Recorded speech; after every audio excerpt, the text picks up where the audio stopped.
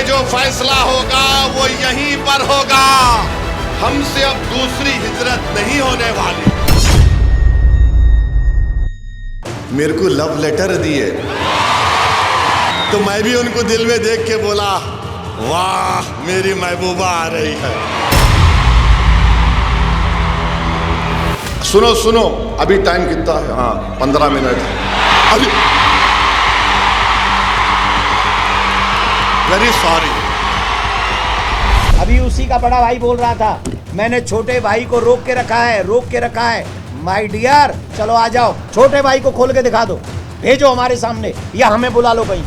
Campaigning का time 10 बजे, अभी 15 मिनट बाकी है।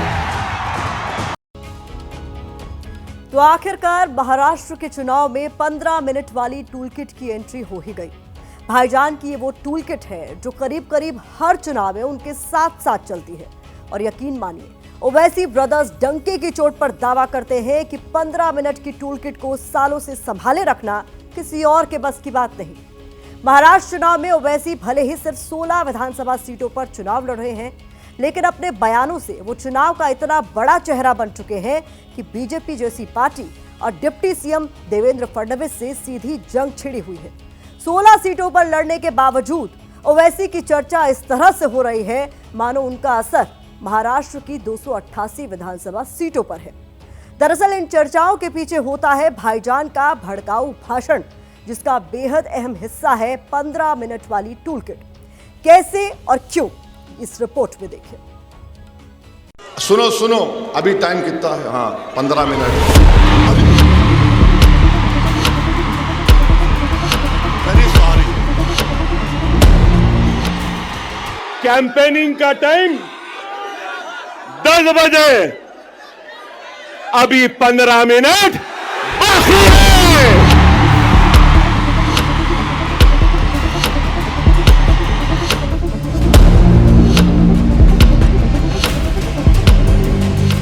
समझे आप? सिर्फ तरीका बदला है, कुछ शब्दों में हेरफेर हुआ है, लेकिन ओवैसी ब्रदर्स का मकसद साफ है कि चुनावी माहौल में मुसलमान जनता के बीच या यूं कह लीजिए कि अपने वोटरों के बीच 15 मिनट वाली टूल किट को जिंदा रखा जाए। कैंपेनिंग का टाइम 10 बजे, अभी 15 मिनट बाकी है।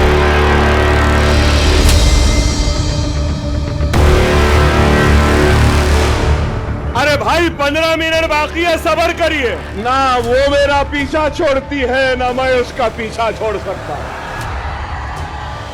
अकबरुद्दीन ओवैसी बात तो 100% सच कह रहे हैं, और आप 15 मिनट वाले शिगुफे का पीछा छोड़ेंगे भी क्यों? यह आपकी मुस्लिम राजनीति को सूट जो करता है। आसमान में सिर्फ पतंग पतंग पतंग पतंग पतंग पतंग पतंग रहेगी। नारे तकबीर,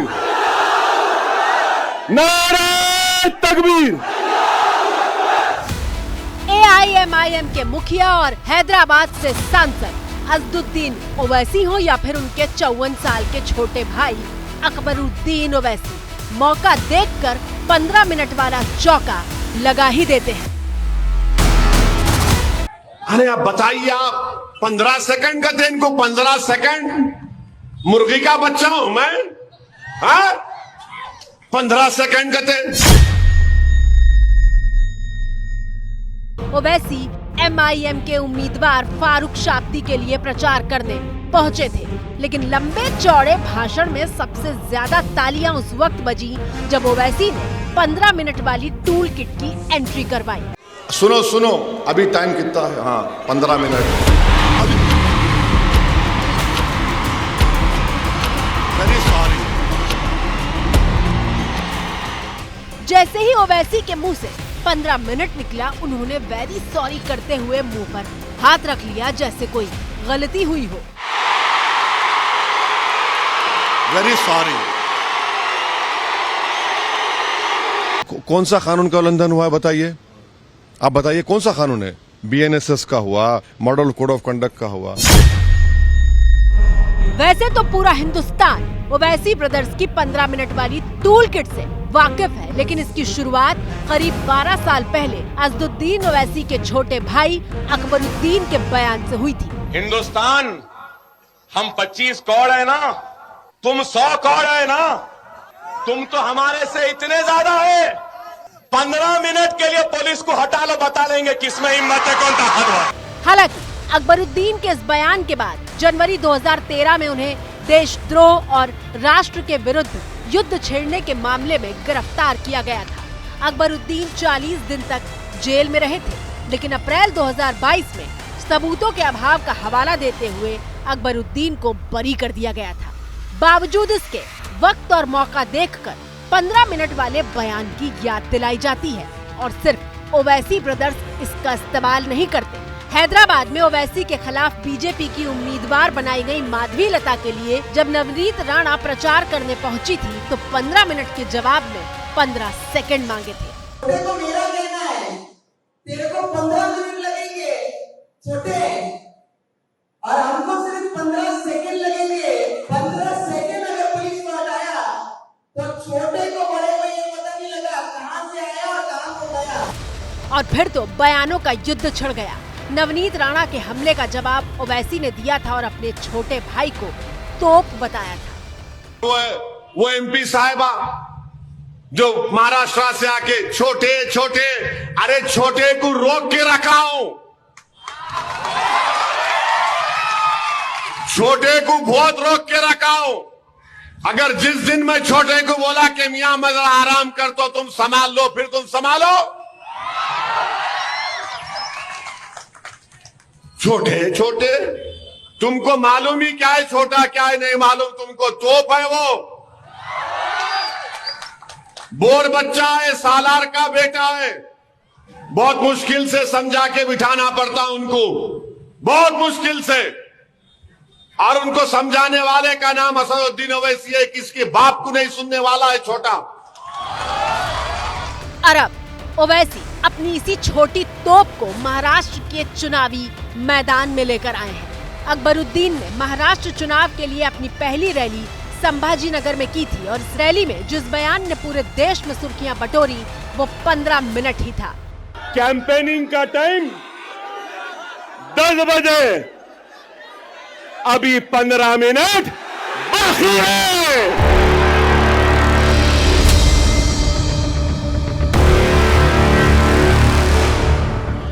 और जब 15 मिनट वाला बयान चुनाव में जिंदा होता है तब तक ध्रुवीकरण का माहौल बनता है और प्रतिक्रिया दोनों तरफ से आती है। अभी उसी का बड़ा भाई बोल रहा था, मैंने छोटे भाई को रोक के रखा है, रोक के रखा है। माय डियर, आप सबके माध्यम से कहता हूं, चलो आ जाओ, खोल के दिखा दो एक दिन अपने छोटे भाई को, भेजो हमारे सामने या हमें बुला लो कहीं।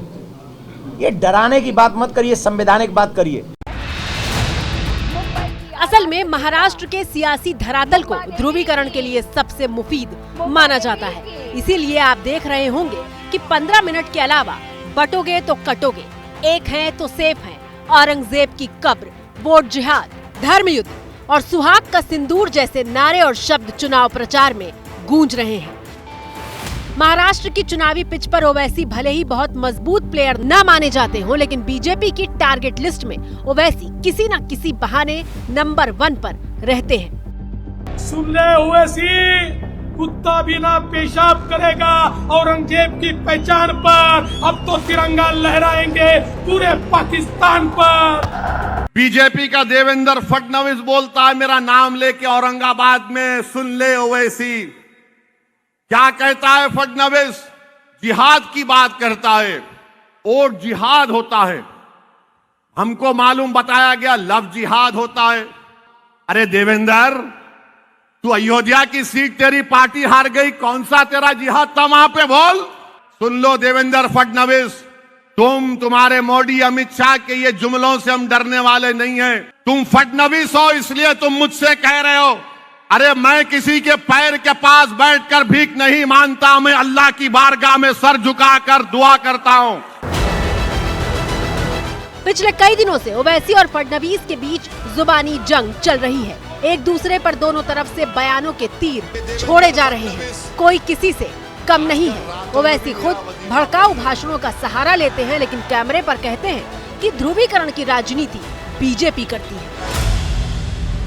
इम्तियाज का किसी मेरे पार्टी का नेता का भाषण अगर कंट्रोवर्शियल होता, आप लोग तो दूल्हा बनाए थे हमको, सुबह से लेकर शाम तक हमारा बाजा बजाए थे आप लोग, सुबह 6 बजे से रात के 12 बजे तक। आप पोलराइज नहीं करते हो वैसे जी? कौन कर रहे हैं पोलराइज? मैं कौन कर रहा है पोलराइज? आप ही बताओ, कौन कर रहा है? मोदी जी कर रहे हैं, मंगलसूत्र निकाल के दे देंगे। महाराष्ट्र में 20 नवंबर को 288 सीटों के लिए मतदान होगा और कोई बड़ी बात नहीं है कि चुनाव प्रचार खत्म होने तक 15 मिनट वाला नारा आपको बार बार सुनाई दे, क्योंकि नेताओं को वोट पाने के लिए ये शॉर्टकट और सरल तरीका लगता है। लेकिन सवाल यहाँ ये है कि ओवैसी, जो खुद को मुसलमानों का सबसे बड़ा मसीहा बताते हैं, वो महाराष्ट्र विधानसभा चुनाव में क्या कमाल कर पाएंगे? 10 साल पहले 2014 में ओवैसी की पार्टी ने पहली बार महाराष्ट्र विधानसभा चुनाव में हिस्सा लिया था। 2019 में ओवैसी 44 विधानसभा सीटों पर लड़े, लेकिन इस बार सिर्फ 16 सीटों पर खुद को समेट लिया है। लेकिन तेवर और टशन पहले से ज्यादा तीखा है। जवान हूं, मेरी दाढ़ी को व्हाइट देख के लोग बोलते व्हाइट हो जा रही। बाबू, शेर कभी बुढ़ा नहीं होता, याद रखो। ओवैसी को हैदराबाद का शेर कहा जाता है, लेकिन फिलहाल वो देश भर के मुसलमानों का शेर बनने की कोशिश में जुटे हैं।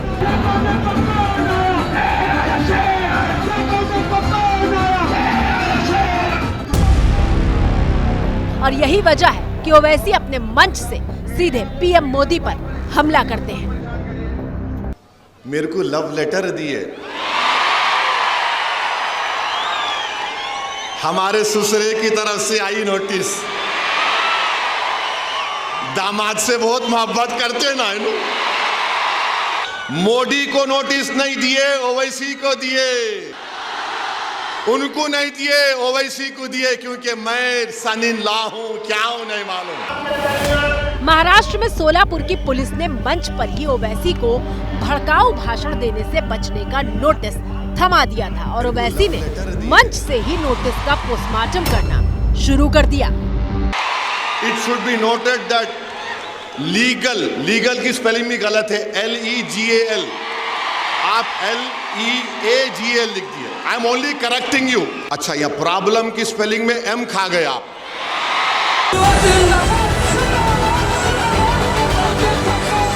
चलिए, बयानबाजी की बात तो बहुत हो गई, अब जरा जमीन पर भाईजान कितने मजबूत हैं उसको टटोल लेते हैं।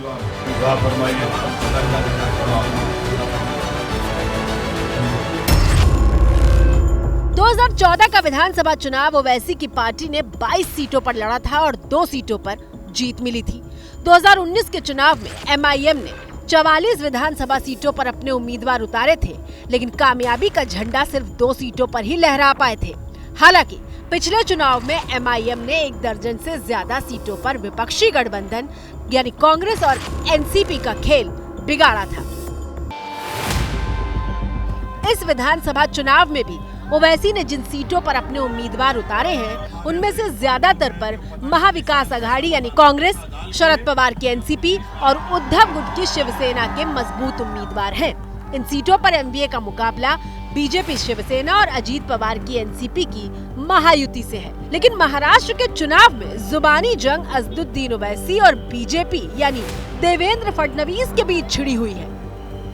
आजकल तो ये ओवैसी भी यहाँ आने लगा है। मेरे हैदराबादी भाई, उधर ही रहना, इधर को मत आना, इधर को तुम्हारा कोई कामा नहीं है। और देवेंद्र बोल रहे नहीं, तुम हैदराबाद से हैदराबाद को चले जाओ। अरे देवेंद्र फडणवीस सुनो, हमारे अब्बा आदम अलैहिस्सलाम, हमारे अब्बा जब दुनिया में आए तो अल्लाह ने उनको कहा है भारत में आए। अब्बा पहला कदम भारत में रखे। ये जमीन मेरे बाप की है, कोई नहीं भिजा सकता कहीं भी मुझे। इन्हें बोल रहे हैदराबाद चले जाओ। महाराष्ट्र विधानसभा चुनाव में असदुद्दीन ओवैसी का पूरा जोर मुस्लिम और दलित वोटरों पर है। ओवैसी ने 4 दलितों को टिकट दिया है, जबकि 12 मुस्लिम उम्मीदवार उतारे हैं। महाराष्ट्र में 11.54% मुसलमान हैं, जबकि 12% दलित आबादी है। ओवैसी देश के उन चुनिंदा नेताओं में से हैं जिनके भाषण सबसे ज्यादा देखे और सुने जाते हैं। ओवैसी भीड़ जुटाने वाले नेता माने जाते हैं, लेकिन एक दूसरा सच ये भी है कि ओवैसी भड़काऊ राजनीति के लिए मशहूर है। और जब जब चुनाव आता है, ओवैसी अपने सियासी तर्कश से बयानों के ऐसे तीर निकालते हैं जिससे पूरा चुनावी माहौल उसी के इर्द गिर्द घूमने लगता है। इस बार भी कुछ वैसा ही हो रहा है।